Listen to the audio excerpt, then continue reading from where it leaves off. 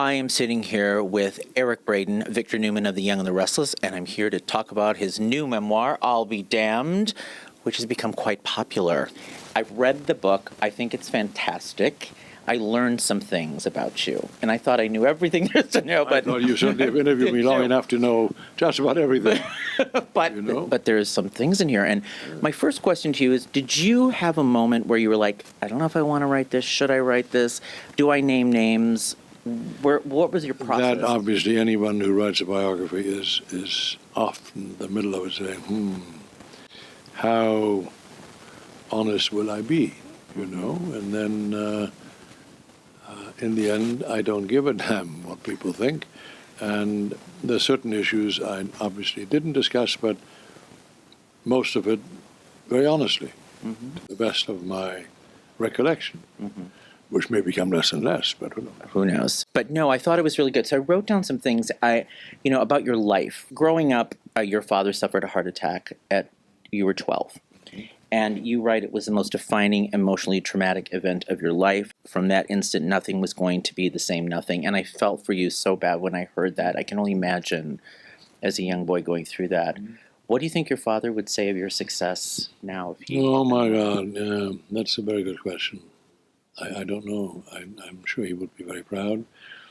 And so would my mother, who died years later, but also did not really consciously experience what I have, done in this country, and wish she had, wish they both had, but such it is. Life goes on. Right. Yeah. And then when you had your own son, Christian, it was the joy of your life. You wrote in the book to have a son. And when he was born, under rather difficult circumstances, life, yes. And it was an emergency cesarean, and touch and go, and I waited with great trepidation, and then they knocked at the door where I stayed in that hospital room and took me to the place where all the babies were, and that was arguably the proudest, one of the most moving moments in my life. Yeah. And you wrote that you had wished, because I know your wife Dale went through, it was very traumatic for her, that you only had one wish, that maybe she would have had a daughter. Yes. Had a little girl for her. Yes, because my wife, who is very artistic and very feminine and very, surrounded by men who were into sports and fighting and political stuff, and that was not really of interest to her. I've often regretted that she didn't have a daughter, and but now we have 3 granddaughters, and that is so sweet. It's. I always see your little pictures with them in the pool or the hair. Yeah. What is it? And Dale, you met her at Santa Monica College when you came to America. Yep.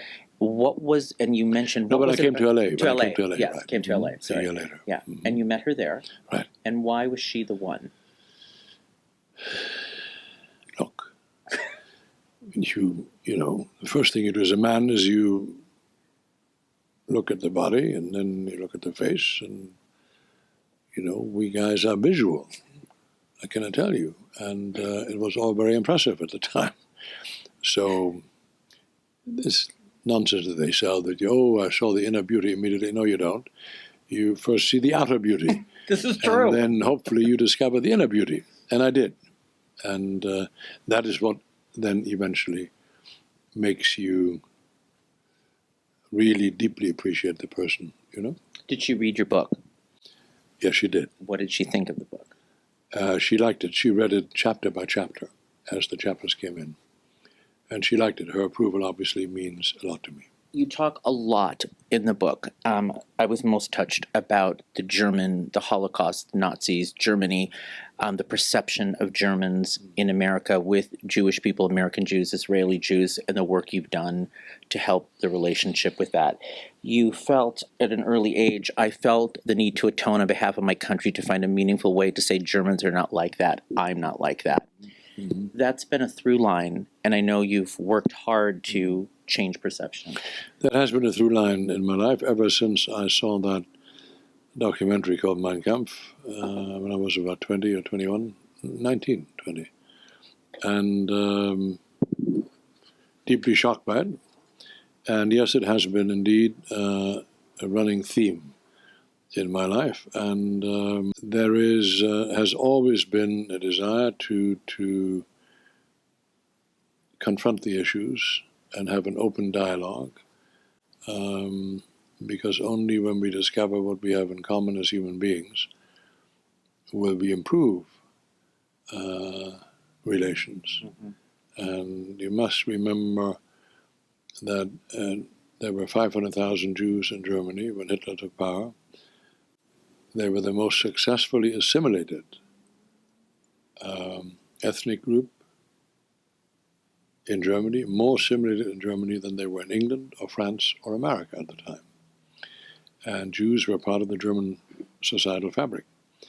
And that Austrian son of a bitch who came in and spewed this kind of vitriolic hatred and exclusionary nonsense, then is responsible for that part of Germany being symbolic, really, for all of Germany. And that, to be quite frank with you, pisses me off deeply. There's more to Germany. I grew up in a Germany that had nothing to do with any of that. I grew up first 4 years in the war, then afterwards in the post-war years, and only learned of the destruction that that war caused. The city I was born in was 96% destroyed. They threw about 500,000 bombs over it. And so to blithely be identified with that period is outrageous, but yet understandable.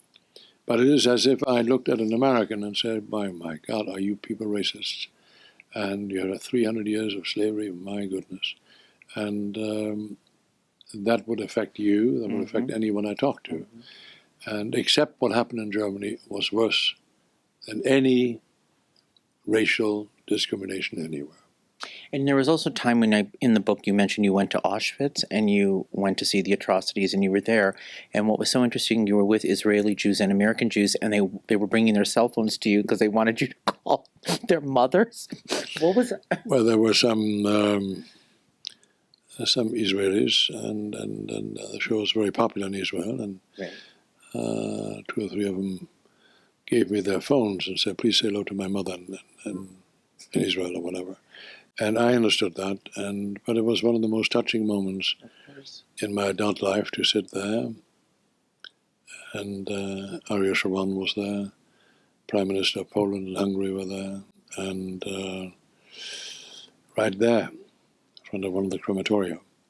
And that was a deeply moving moment, but made more so by the fact that Abe Foxman, who was the director of the Anti-Defamation League, came up to me suddenly in the middle of the ceremony and said, I want you to come up on stage with me and light this, commemorative flame. And that was a moment I'll never forget. That's a plane from Mexico attacking the wall. They're attacking the wall. It's attacking the wall. Planes are coming, landing on our interview. That's right.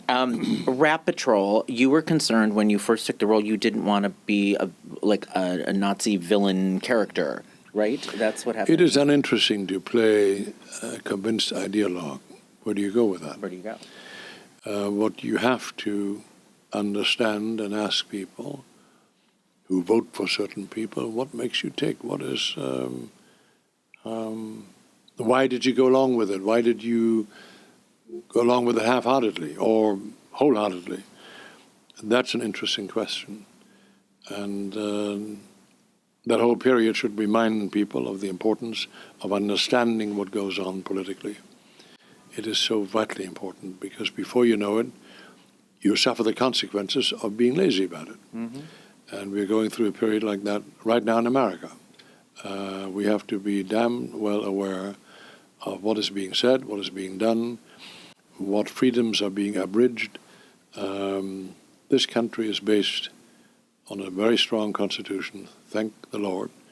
And people may try to abridge certain freedoms, they won't get away with it because the foundational rock of this country is its Constitution and its Bill of Rights. And I have an enormous, deep respect for it. Lou Wasserman offered you a motion picture and said you need to change your name. You can't have a German name.